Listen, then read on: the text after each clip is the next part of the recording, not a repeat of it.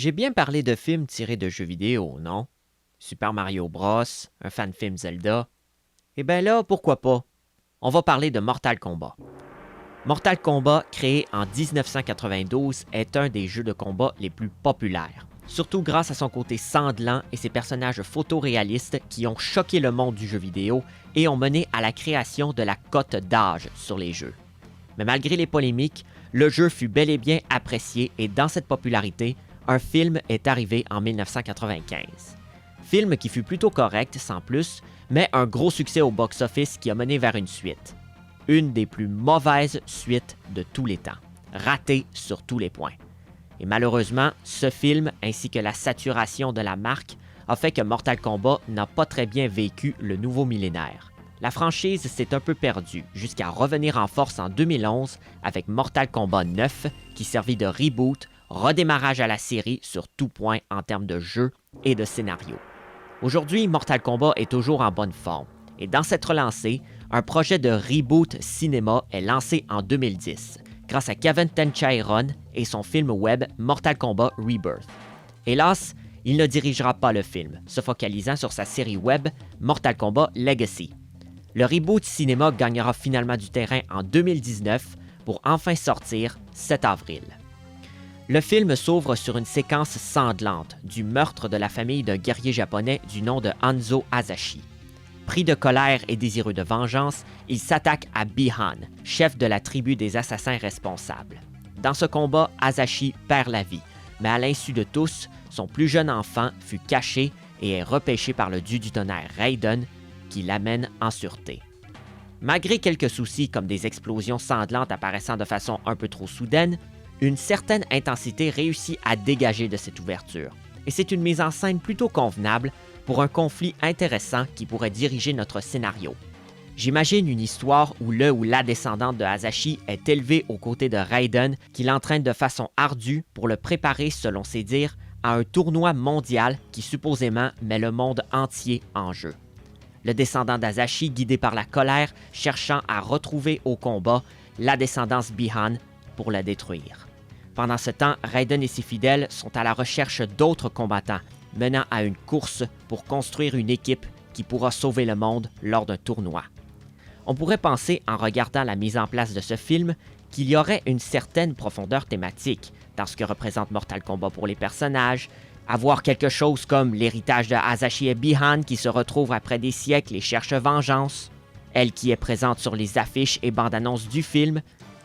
Malheureusement, je dois vous dire, oubliez ça tout de suite.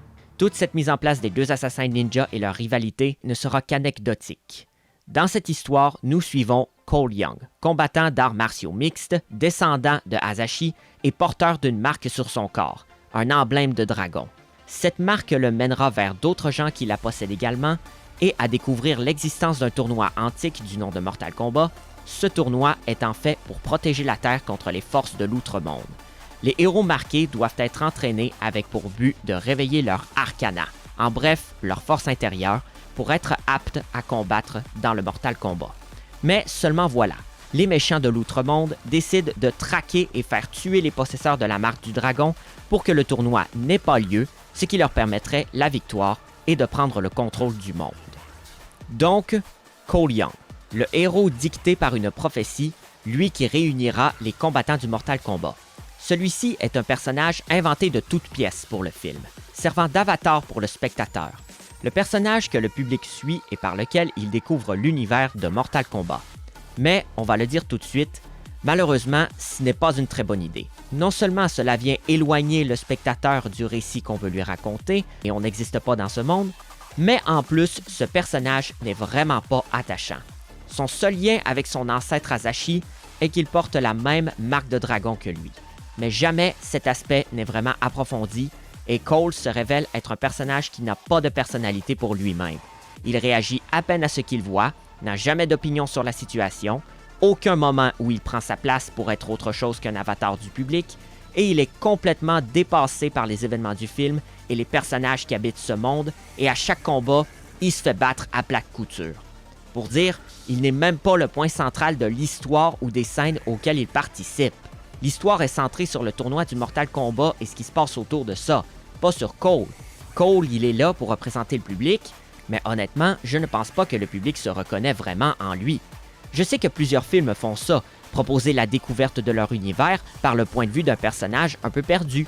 Mais imaginez par exemple si le premier X-Men, au lieu de raconter l'histoire du point de vue de Malicia et de Wolverine, utilisait à la place un mutant lambda inventé de toutes pièces. Ce serait inintéressant et vide d'intérêt, car l'attention serait sur les autres personnages déjà établis, donc le nouveau serait complètement délaissé. Et c'est un peu le cas pour ce Cole. D'ailleurs, son pouvoir principal, son seul attrait, c'est presque une parodie. Comme je l'ai dit, Cole est bien doué pour se faire péter la gueule au combat. Et c'est là qu'arrive son pouvoir spécial. Accumuler la puissance des coups qu'il reçoit pour ensuite la renvoyer. Donc, plus il se fait péter la gueule, plus il accumule en puissance pour la renvoyer sur son adversaire. C'est comme si le film admettait que son personnage principal était juste bon à se faire battre. Et c'est un peu comme ça pendant tout le film. Jamais il ne gagne et il doit toujours être sauvé par d'autres personnages. Je suis désolé, mais ce n'est pas comme ça qu'on réussit à faire s'unir un groupe de personnes, en étant tellement mauvais qu'ils sont obligés de venir nous aider. Malheureusement, je ne peux pas en dire plus sur les autres personnages du film. Malgré le fait qu'ils sont tous tirés des jeux et ont déjà un matériel établi à adapter, ils ne sont pas grand-chose au final. Plus des fonctions que des personnages, essentiellement là pour l'exposition. On les rencontre, on s'entraîne avec eux, c'est tout. Leur dialogue se résume à « il faut y aller, il faut continuer ».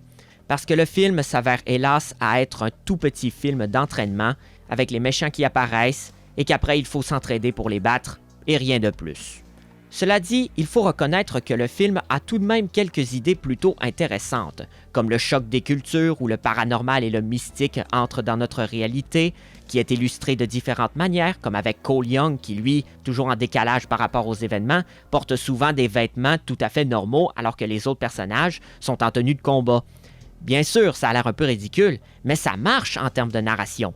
Ou encore Bihan ou Sub-Zero, qui lui est présenté à la manière d'un monstre d'horreur, un revenant qui cherche à détruire l'éternelle lignée de son rival d'antan, s'imposant presque comme un grand ennemi qui peut nous traquer n'importe où, un monstre antique de sang-froid devant un monde moderne légèrement inepte, tel que présenté par une de ses victimes, Jax, qui lui, perdant ses bras en rencontrant Sub-Zero, montre les répercussions de ce choc des cultures, et il possède une sorte d'arc scénaristique, le menant à accepter sa place dans le Mortal Kombat. Et finalement, Kano, un bandit qui lui aborde à peu près tout ce qui se passe avec un ton assez moqueur. Chose qui est tout de même assez appréciée dans ce film qui se prend un peu trop au sérieux et malheureusement ne creuse jamais plus loin pour explorer ses idées, vu qu'il se contente de suivre son parcours en pilote automatique, s'entraîner au combat et combattre des méchants qui sont juste des méchants pour arriver à la fin. Et ce manque de réflexion dans le scénario se ressent aussi dans le montage, l'assemblage du film, qui lui est un peu bateau, fait ce qu'il faut pour raconter l'histoire sans réelle raison ou thématique ou idée dans son découpage. C'est là pour être là, excepté à un moment plutôt intéressant vers le dernier acte où une préparation de plan et son exécution sont assemblés en parallèle l'un avec l'autre.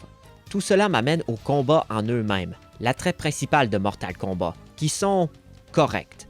Malgré quelques fois où il y a beaucoup de coupes rapides, on peut quand même voir ce qui se passe, mais il faut l'admettre que ces combats sont un peu mous et même illogiques.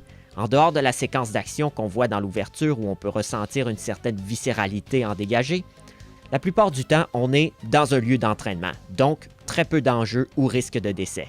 Et même en dehors de ce lieu, on a des combats qui sont presque illogiques, avec des humains normaux qui survivent un nombre de coups qui normalement devraient les atomiser. Tout ça parce que c'est presque un film de regroupement de héros, donc ils ne peuvent pas vraiment subir de grosses pertes. Bien sûr, il y a du sang comme dans les jeux, et il y a même les fatalities, tirés directement des jeux également, mais honnêtement, c'est un peu malmené et ça manque vraiment d'impact. On ne dirait pas que le sanglant vient de façon naturelle, tout ça parce que les combos normaux sont un peu mous. Donc, quand on a des éclaboussures de sang, ça arrive tellement soudainement, comme des grosses splashes de litres, que ça en devient un peu comique.